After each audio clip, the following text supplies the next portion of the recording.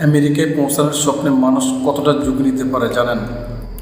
এই স্বপ্ন পূরণ করতে প্রতি বছর হাজার হাজার মানুষ পৃথিবীর সবচেয়ে বিপজ্জনক জঙ্গলগুলোর একটিতে প্রবেশ করে। এর নাম ডারিয়েন গ্যাপ। এটি পানামা এবং কলম্বিয়ার মাঝখানে অবস্থিত উত্তর ও দক্ষিণ আমেরিকার মধ্যে এটি সবচেয়ে ভয়ঙ্কর অভিবাসন পথ হিসেবে পরিচিত।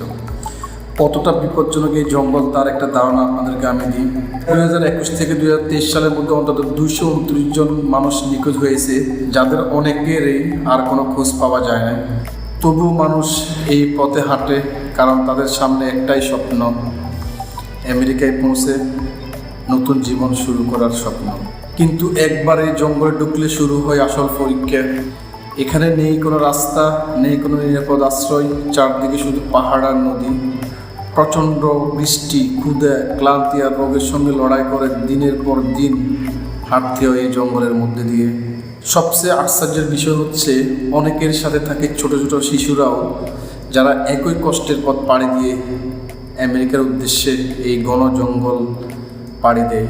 তবুও তারা থামে না, কারণ এই জঙ্গলের ওপারেই তারা দেখতে পায় একটি নতুন ভবিষ্যতের আশা।